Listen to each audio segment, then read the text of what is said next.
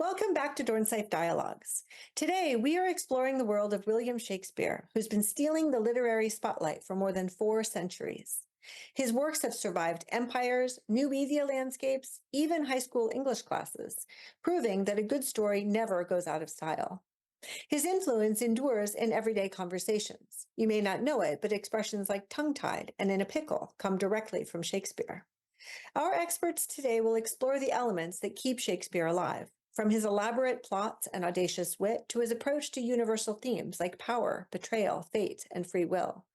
We'll also hear how modern perspectives breathe new life into Shakespeare's classic texts. So let's get started. Our moderator today is Professor of English Andrew Stott, who's an expert in British popular culture from the 16th to 19th centuries. He has authored 4 books, including 2019's What Blest Genius, the Jubilee that made Shakespeare, which won the Marfield Prize, the National Award for Arts Writing. He has been a Fellow of the British Academy and the American Council on Education, and at USC he serves as the Vice Provost for Academic Programs and Dean of the Graduate School. So, without further ado, I'll hand it over to Professor Stott to introduce our panelists. Thank you as always for tuning in and enjoy the program. Thank you so much for that warm welcome, Dean Miller. And hello, everybody. Good afternoon. And in the words of Shakespeare's Coriolanus, 100,000 welcomes. I could weep and I could laugh. I am light and I am heavy. Welcome.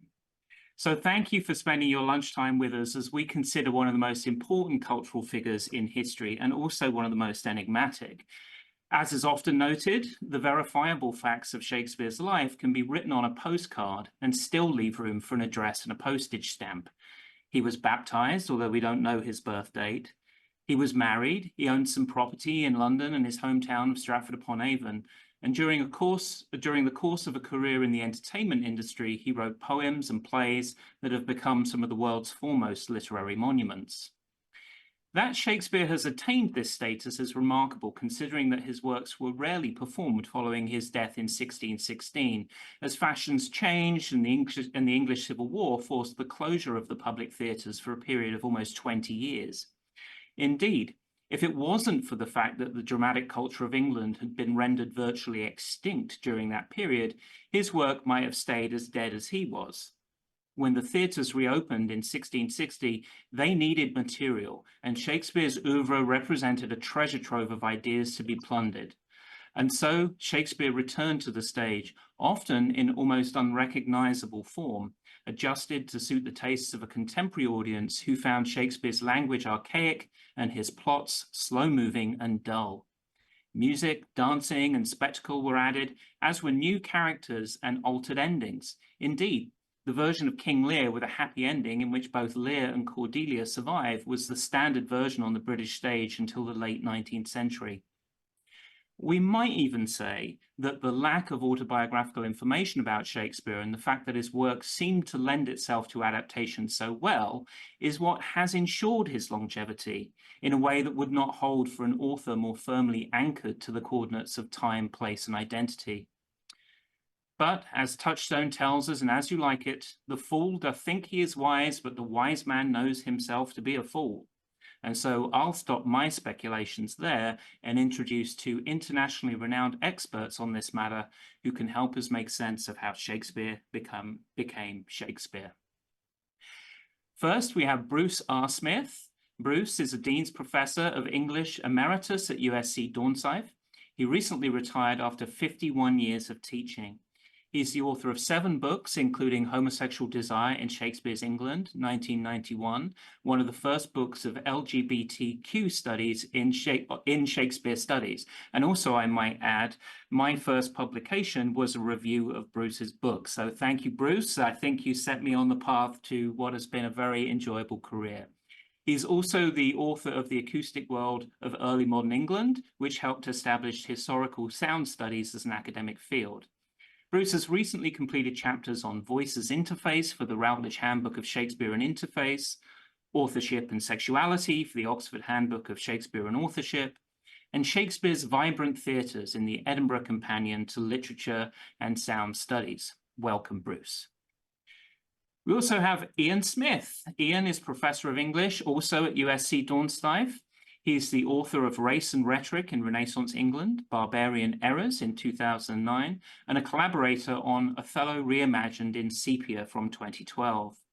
Ian's most recent book, Black Shakespeare, Reading and Misreading Race, was published by Cambridge University Press in 2022.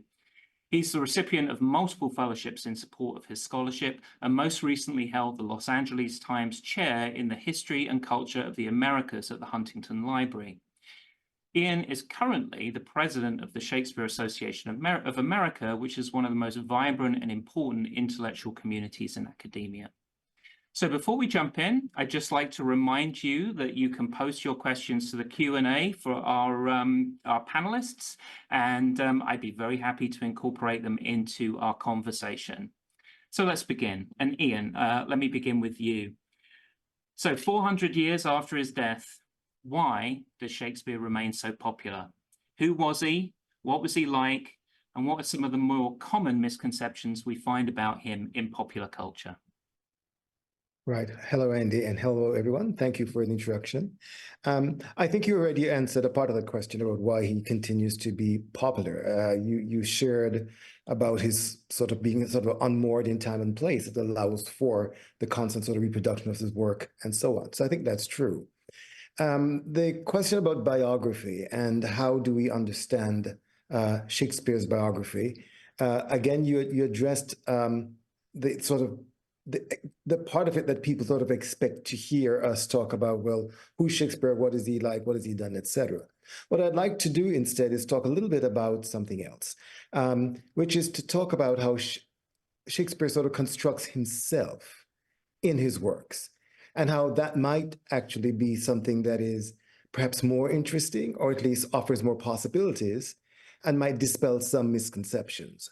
What I'm referring to in particular is his self-construction in the sonnets.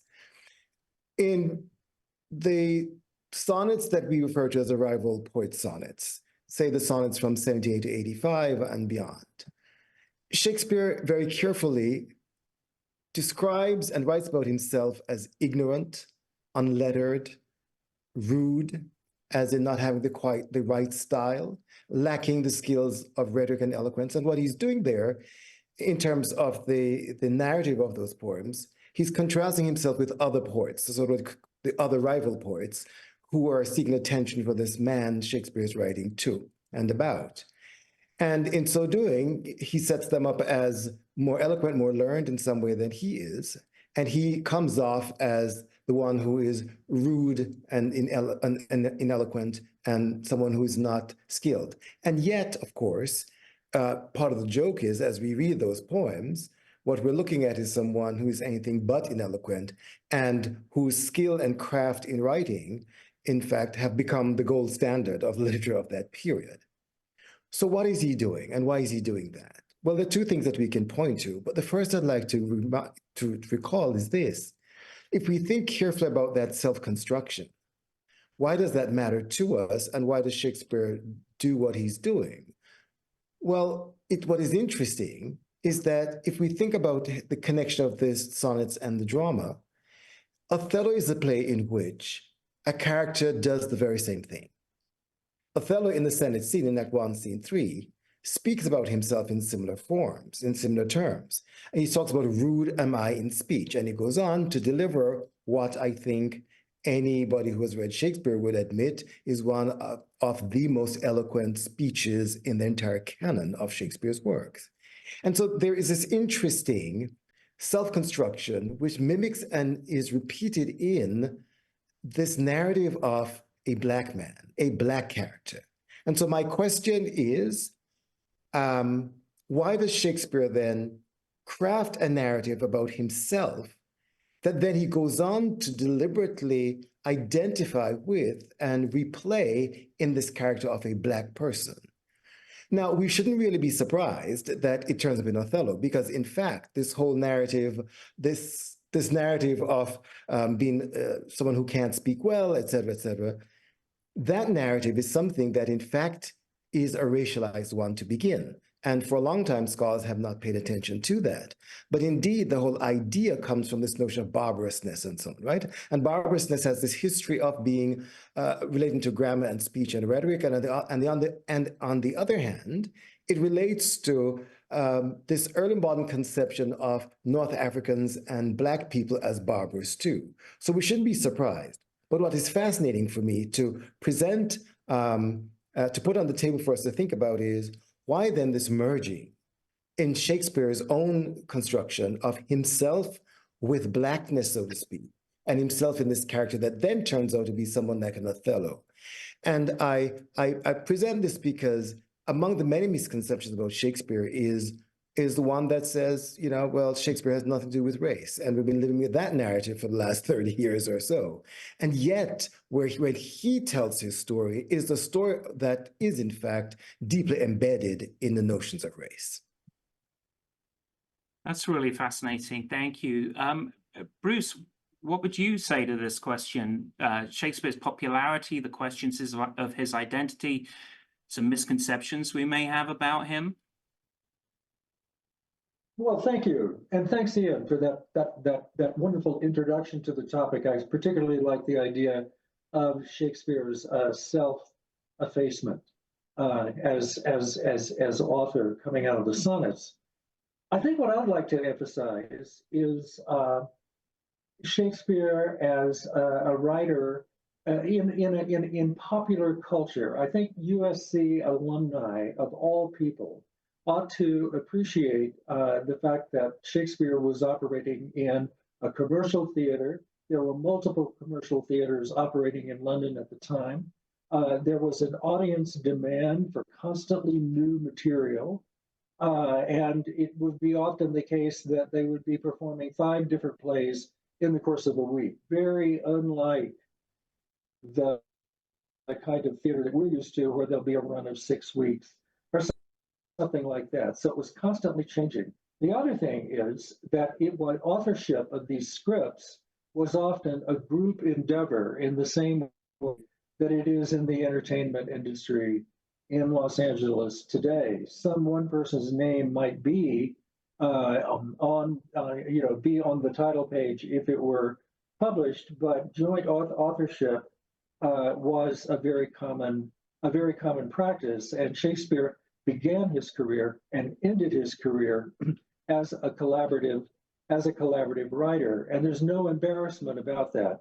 It's pointing to the fact that theater was a vibrant enterprise that was constantly changing and was constantly adapting to whatever was new in the air, historically, politically, at the time. So Shakespeare, there's a kind of double life going on here. First, there is Shakespeare, the collaborator, the professional writer. But there's also Shakespeare, and I hope you'll agree with this, Ian, that there's a Shakespeare that was also conscious of his reputation. Some of the documents having to do with Shakespeare's life, I can point out the fact that although he was a common player, was the term, and within the economic scheme at the time, that meant that he was technically the servant of whatever patron there was, noble patron there was for the company. But Shakespeare came on his mother's side from a distinguished family in Stratford-upon-Avon. And after he became a big success, he went to the College of Heralds, which was the body that kept track of who was a legitimate person entitled to style themselves a gentleman. And he successfully applied for a document that would say that his father was a gentleman, and therefore Shakespeare himself was a gentleman. And when he retired back to Stratford and lived in a very pretentious house, which unfortunately was demolished in the 18th century.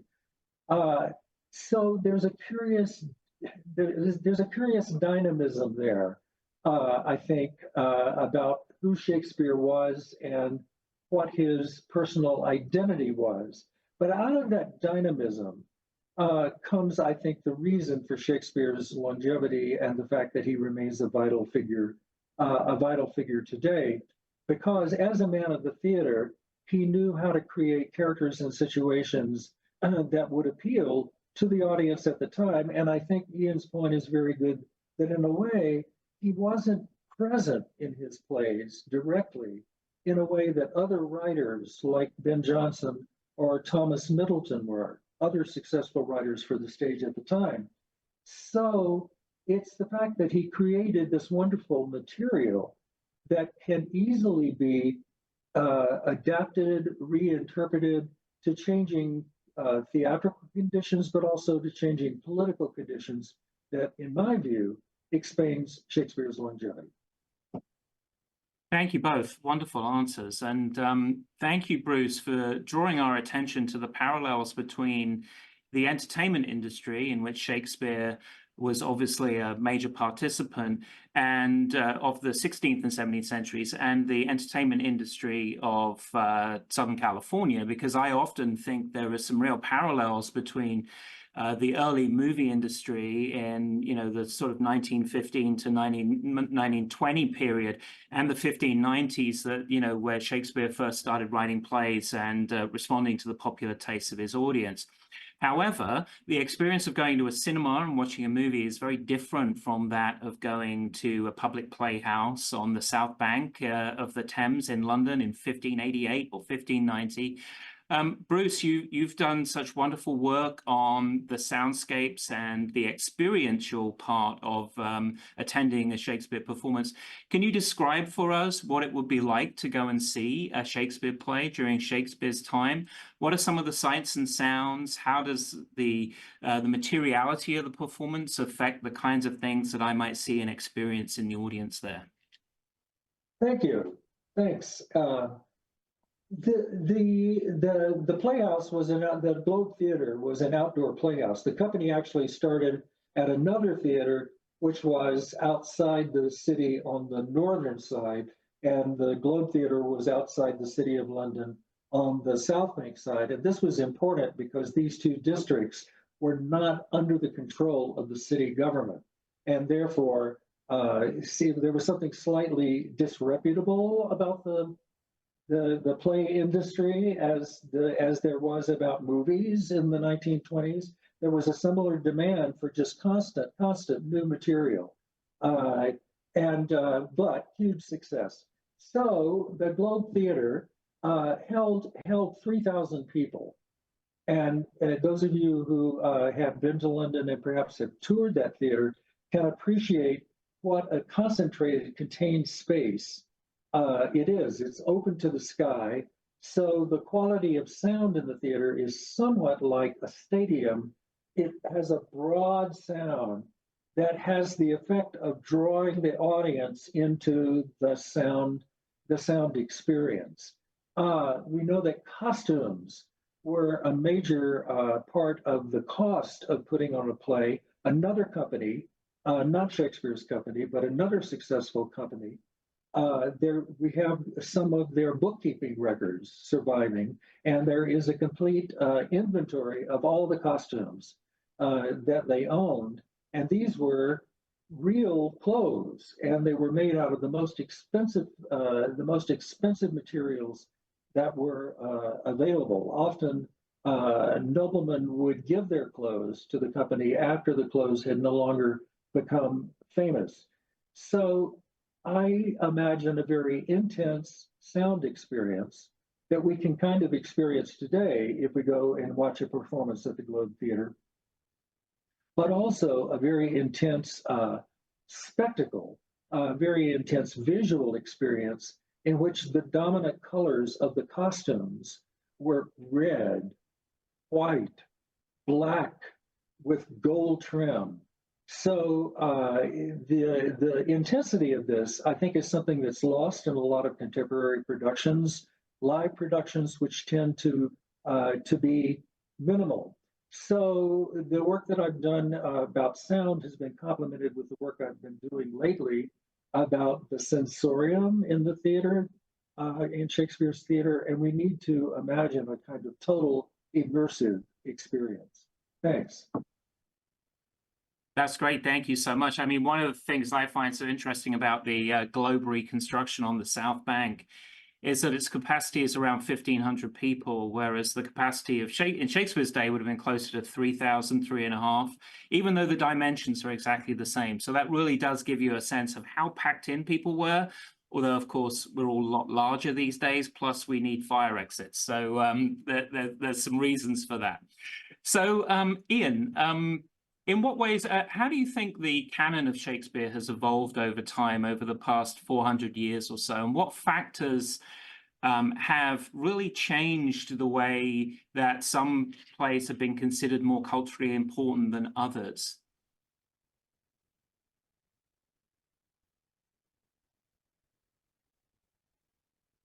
Oh, Ian, you are muted.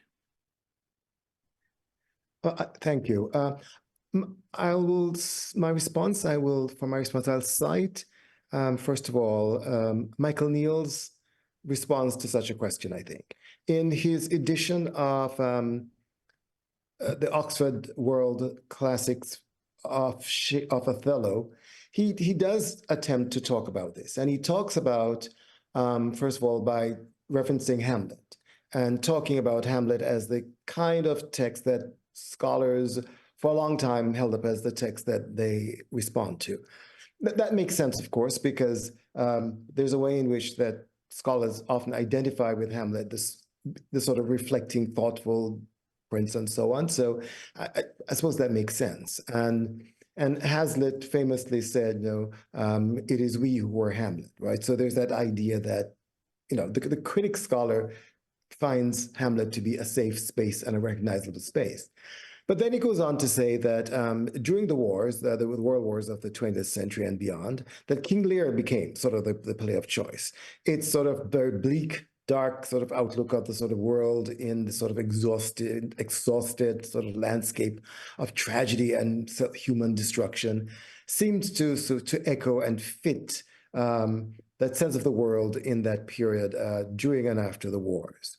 And then he says Othello is a play then of the last quarter of the 20th century, because that play picks up on all these questions of global encounter, cultures meeting each other, this sort of awareness of otherness, and so on.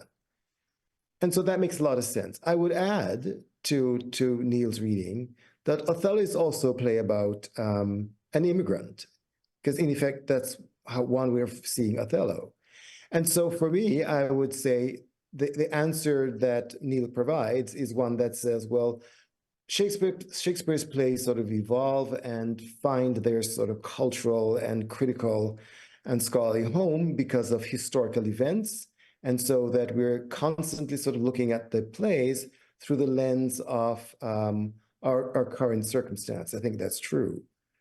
But this question of immigration, however, I think that we can push, yes, a play, not just Othello, but any of the plays that will deal with similar kinds of issues into the 21st century and talk about how immigration has become, one would argue, a critical, if not one of the critical issues of our time. It's also a play about how people, sort of global movement of people because of war and military conflict, and how people have to then be relocated in different places. And I think that a play like Othello can be used to sort of reference those kinds of questions as well. Recently, I believe there's an article in The Atlantic that talked about a current political candidate who apparently is threatening to create a kind of red guard to go after immigrants in various states to move them. That is a very sort of current sort of, I'd say, threat that is out there in our political environment. And certainly, insofar as we continue then to face these fears around immigration and continue to wrestle with the questions of how to live with other people, how to live with one another, and how to be in spaces with one another, and what that means, then plays like Othello and Titus and And other plays that we might not think necessarily speak to race initially, but that do, or speak to conflict that do, those plays continue, I think, to be relevant for us in ways that are not just thematic, as people might often say, but important for us because they speak to the crucial and urgent moment of our lives today. That's a great answer. Thank you so much. Bruce, of the many adaptations that are out there, have you had a favorite over the years, something that you think has particularly resonated or done what Ian has said in terms of ventriloquizing the times and the concerns of the day particularly well? I need to think about this for just a minute, because there really have been several such productions.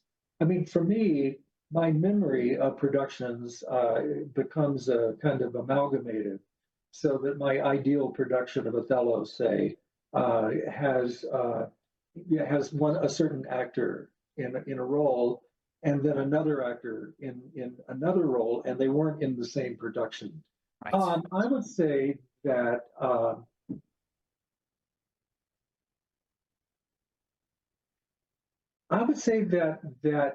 the production, these are not productions that I've ever. The one production I want to talk about is not one that I have seen, but there have Even van Hove, is that the director's name? A Dutch director who has done amalgamations of the Roman plays and amalgamations of the history plays that use modern technology to have a kind of multimedia presentation of the play.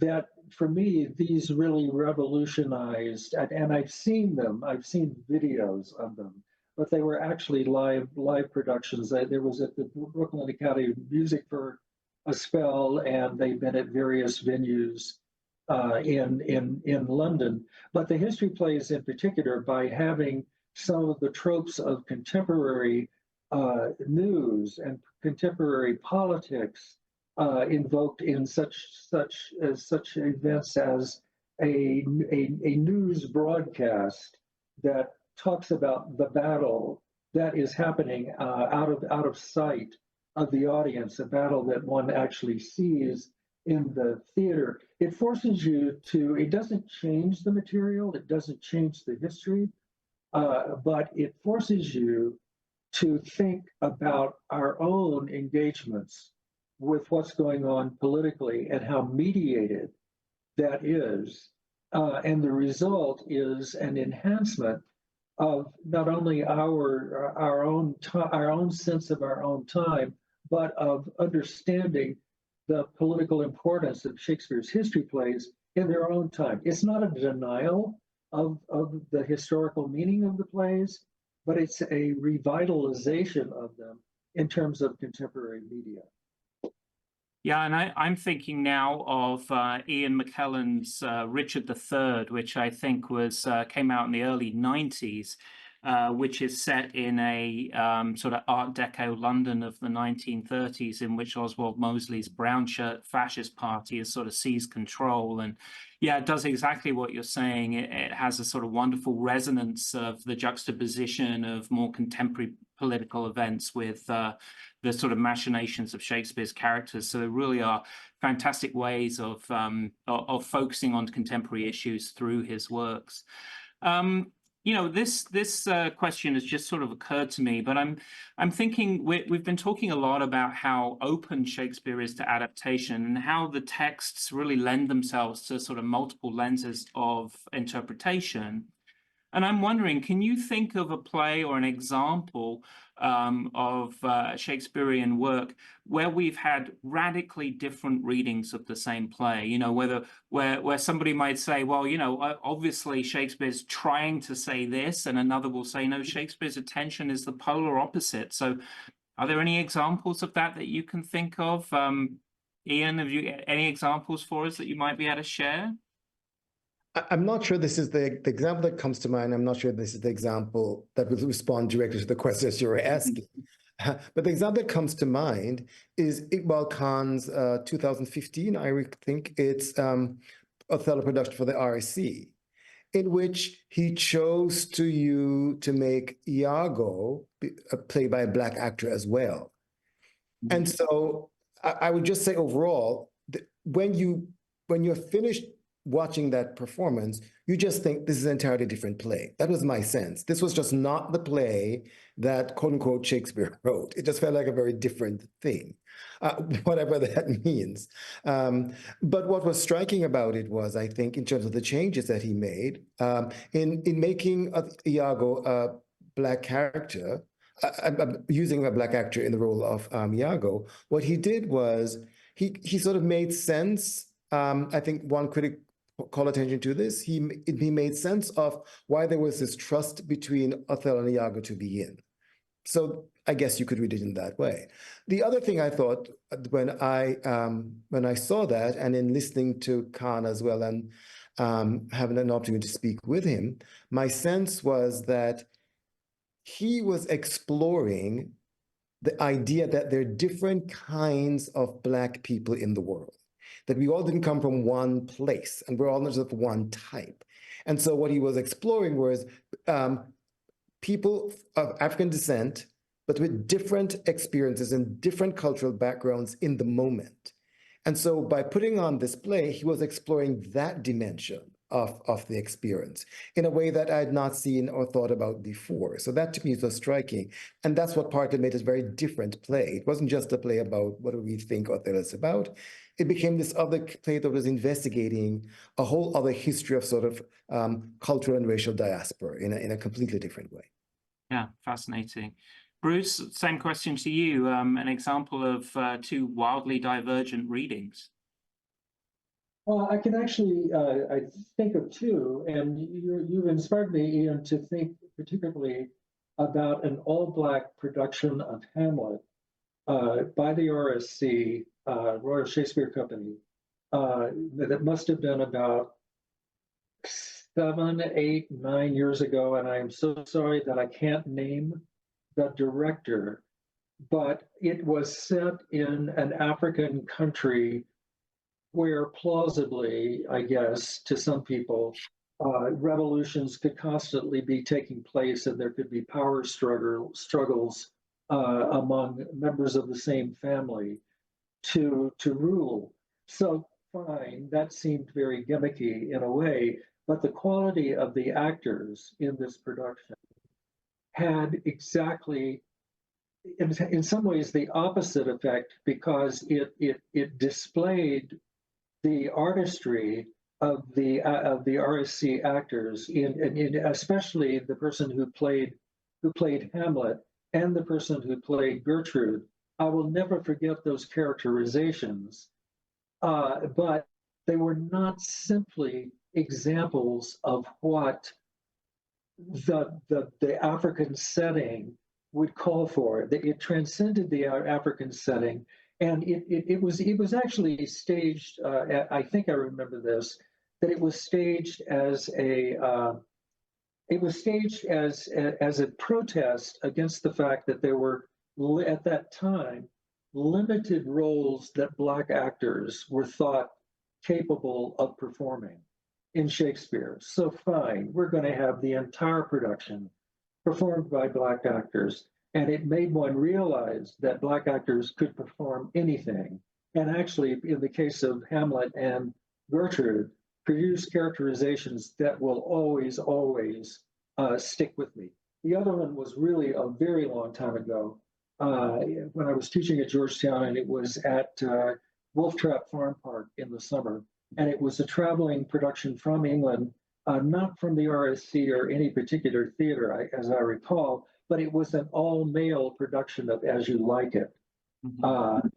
And I will never be able to think about the character of the country girl, Audrey, differently than I did in this production, where the guy who played Audrey did it in low drag with a gold lame dress and flip-flops on, and it was absolutely hilarious. I guess the bigger point I'm trying to make is that the productions, that the best productions that do something new revitalize the play, but they also make one realize the potentialities in the play, potentialities that have not been tapped. Yeah. Wonderful. That As You Like It production, I think, was the early 70s, and it's still cited in theatre history continually.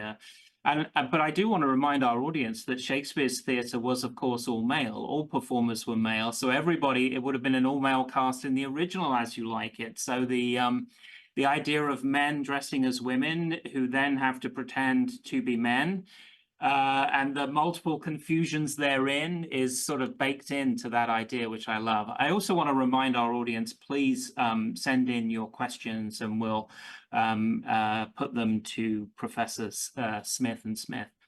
Ian, you have mentioned a couple of times Shakespeare's real interest in and sensitivity to difference.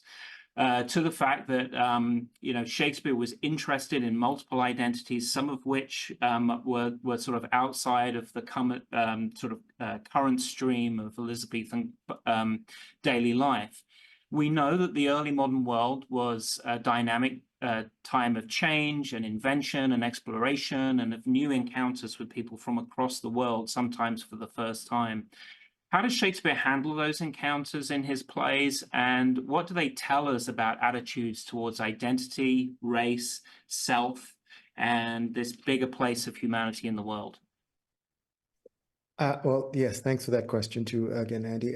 Well, first of all, as a kind of set a baseline, the question you're asking really is a place to start when one makes the argument about thinking about race and difference and otherness and so on in the early modern drama, in particular Shakespeare, because the idea that it wouldn't be there would be more unlikely than it would be there, because this was a world that was opening up to different places.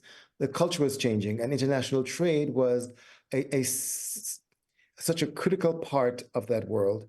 So not only with people meeting other people, but with the importation of goods from other places, it meant that there was this constant sort of fusion and things sort of coming up against each other that carried the traces of other cultures with them. So it just makes sense that this idea of a world in sort of transition and change due to new encounters, that is just simply a part of the reality of that world.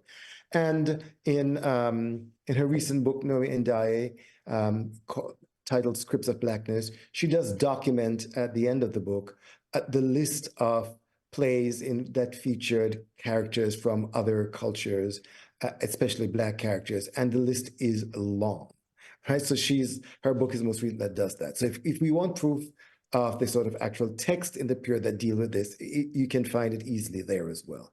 So there is that. So the first point I'm making is that it just makes sense, and it's part of the reality that they're dealing with, and so that it documents those things.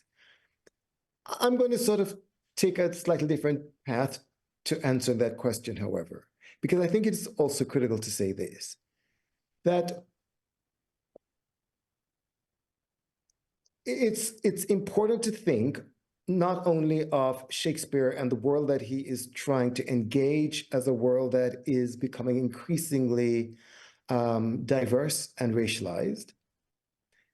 I'd like us to think about ourselves as readers and what it means for us to be readers of those texts.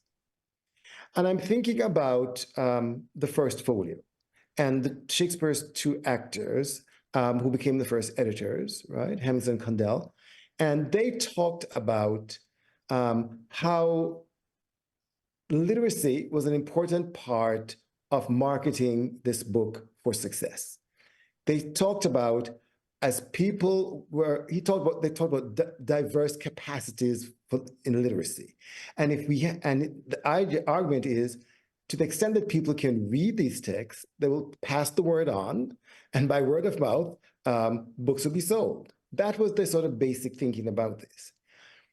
What I want to underscore is that although that is true, but the idea of literacy, we know, is not simply an unmarked or unracialized project.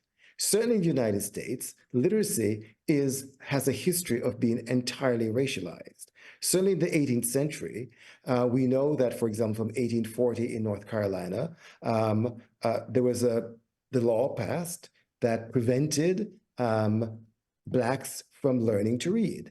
That continued in, 1875, 55, another passed in Georgia, in 1819 in Virginia. And by 1831, in the wake of the Nat Turner Rebellion, there's a death penalty attached to that, a death penalty about learning to read and write. So reading, if you are Black, was a significant thing, and that was denied. So what really is happening here is that reading is fundamentally a white project underscored by the legal system itself. And beyond that, there is a culture in which one can argue that in the United States history, there's a culture of whiteness that has dominated all our institutions, from Congress in 1719 declaring that full citizenship is delimited and determined by white people with certain residency qualifications. I mean, that's what they said. So from our Congress all the way through and beyond, the idea of being white and whiteness dominates in the culture from a legal standard all the way down. What that means, I would like us to think about, is the degree to which then that one can speak about a white epistemology, that is a white way of seeing things. And I know that sounds sort of odd to put it that way, but that's perhaps the most simplest and I think most, the way that sort of cuts through a lot of verbiage to say it that way, which is a white epistemology that explains why we see things in a particular way, through a particular lens and with a bias and so on. And that, in fact, experimental psychologists have argued and explained that in our culture, in the United States culture, even in the 20th and into the 21st century, there is a white preferential bias that still exists at 75%. So despite everything that we've gone through, that number is still significantly high. And the researchers themselves were surprised the number was still that high. My point is then that, yes, we can speak about the changing times of Shakespeare, and we must, and that's important. It's not an attempt to dismiss that, but it's an attempt to see that as a grounding point of departure, to then talk about how we, the real story that we need to also think about, is how we as readers have been produced by our cultural institutions to see, think, and reflect and imagine through this lens of whiteness as well. And if that's true, then we need to ask, how does that limit us from seeing and reading text, but also limit and reading Shakespeare? How does that sort of racial illiteracy, so to speak, limits us in some way? And so the project that I imagine that we need to undertake is one that is about racial literacy. That is to say, a project that frees us, or attempts to free us from, the limitations imposed on us by a white epistemology, will then help us begin to not only read text better, but to understand the significance of living in a society with other people and in a way that demands not that we just see from our perspective, but from multiple perspectives, and in a way that can best establish and give us a hope towards something that looks like a real democracy in which all people are valued and have value for a host of reasons. That, I think, is something we need to think about when we talk and imagine the sort of history of the global transformation that happened 400 or 500 years ago and what it means for us today. Thank you, Ian. I mean, that is an incredible answer, and there's an enormous amount to unpack there. And so I think if I understand what you're saying that we're acculturated into ways of reading Shakespeare, which actually shut down these sort of multiple perspectives that provide voice to a variety of different opinions, because we're seeing it from this kind of singular point of view, which I think is, it has incredible ramifications for opening up interpretation and for literary exegesis, and as you say, for the articulation of self in a sort of broader social context. That will lead me then to my last question before we go to our audience questions.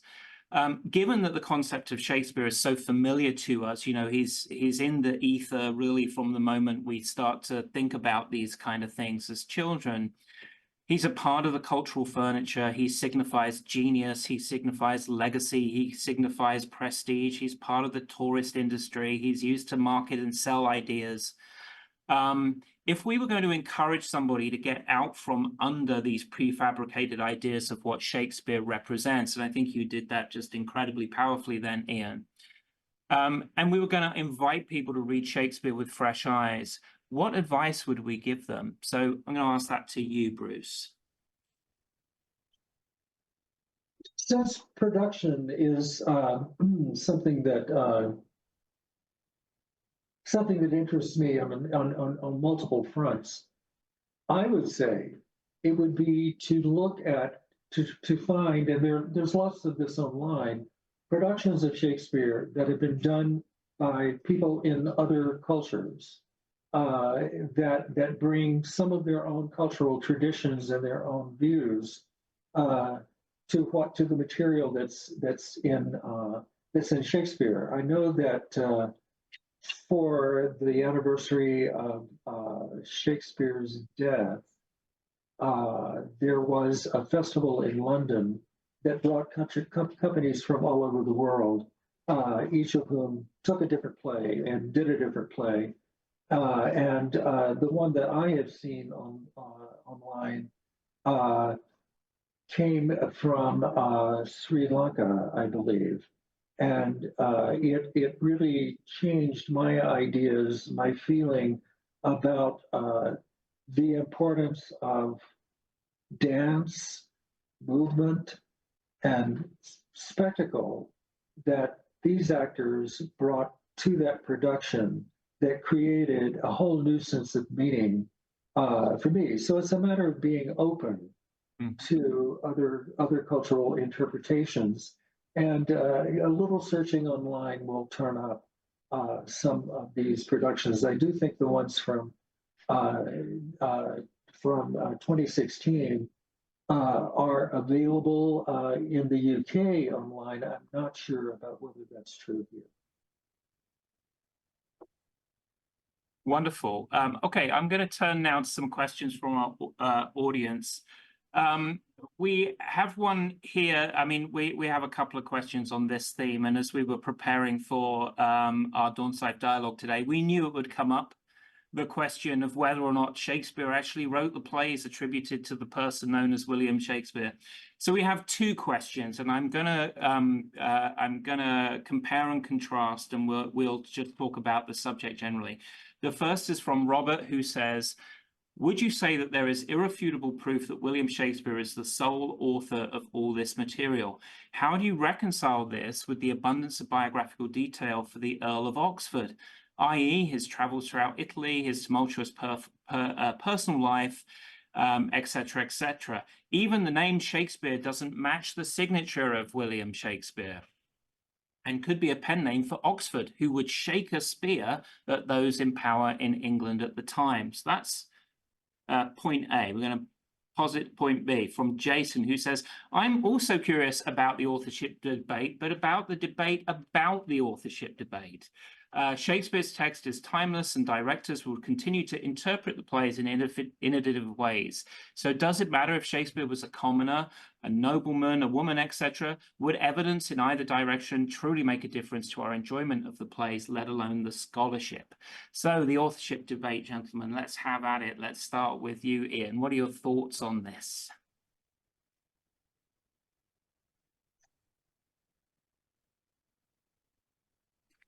Well, I don't have much to say on this matter because I was trained in a way that didn't pay attention too much to those kinds of questions about authorship. I was trained in in an era when the focus was about the text for me, and that's what mattered crucially. I believe the second question seemed to suggest that, well, would it make a difference?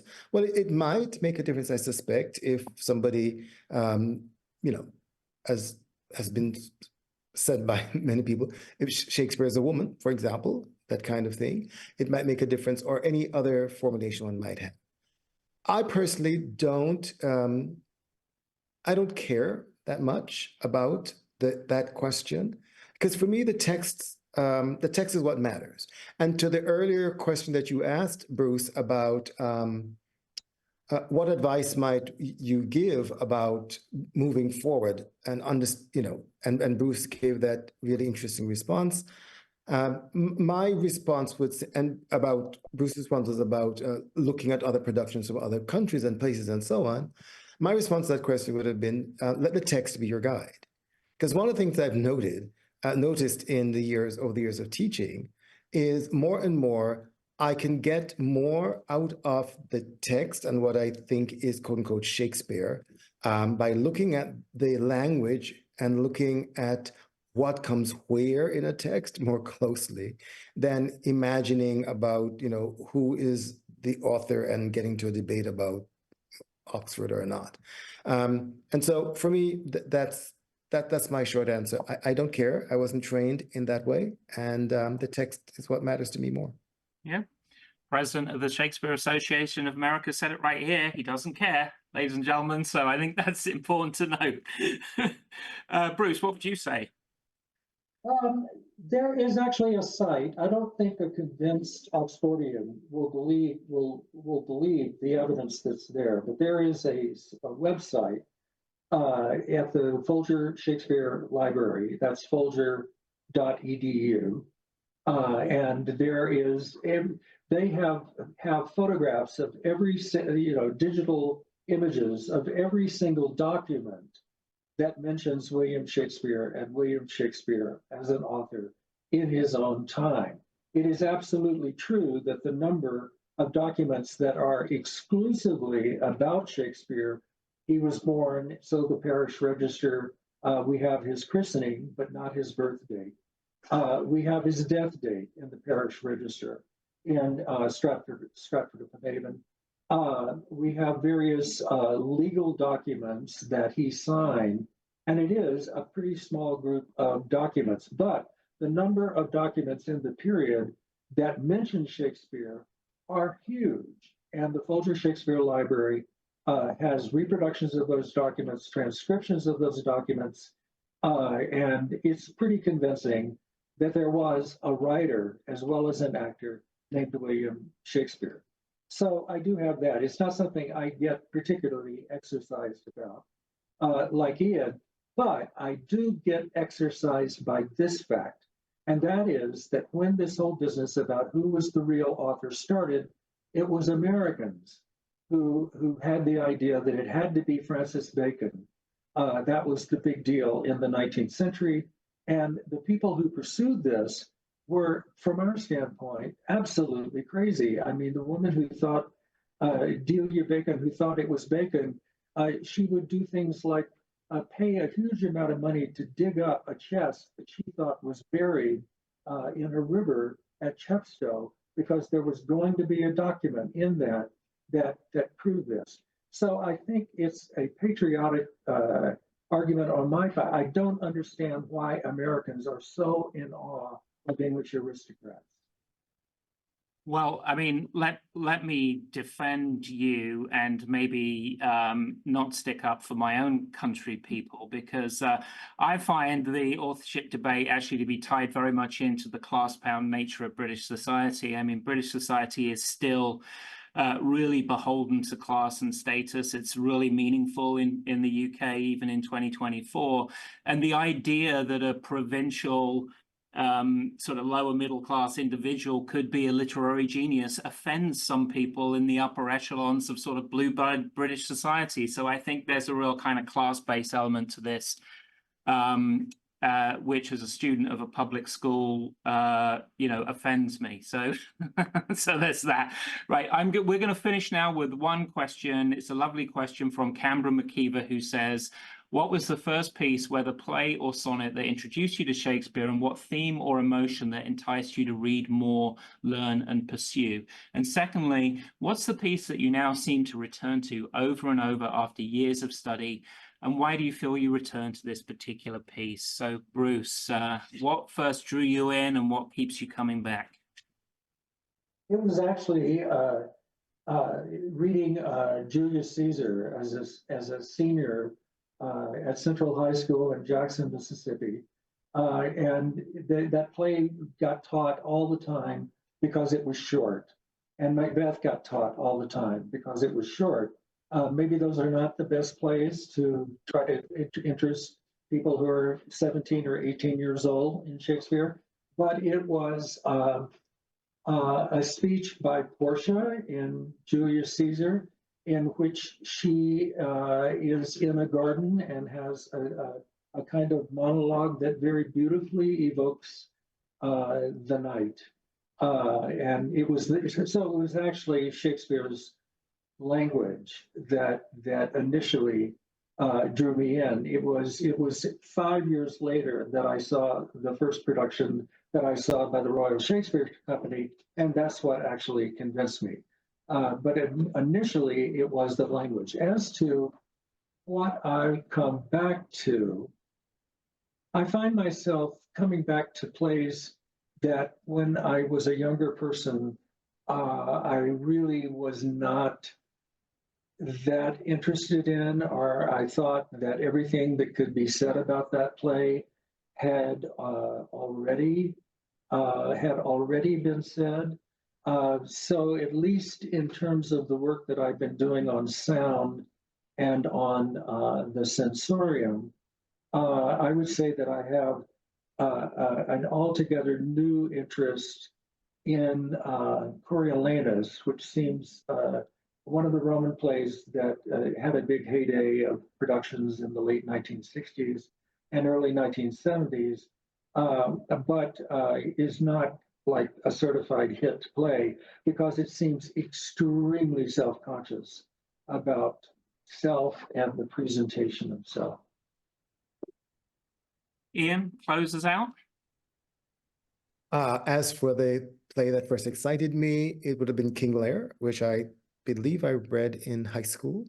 And I just found it very powerful and moving.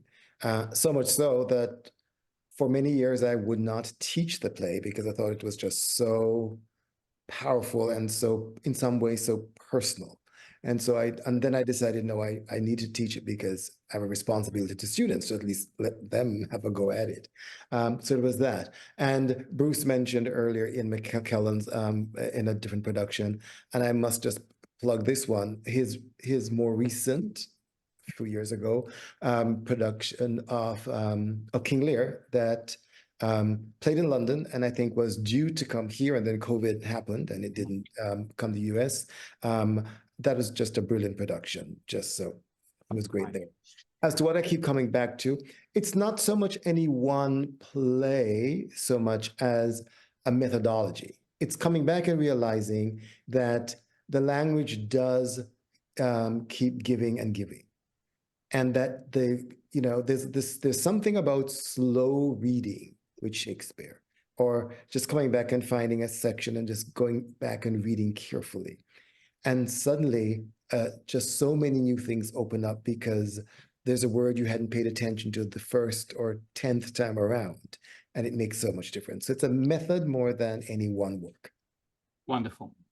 That's all we have time for. Now the play is done. All is well ended. If the suit be won, that you express content, which we will pay with strift to please you day exceeding day.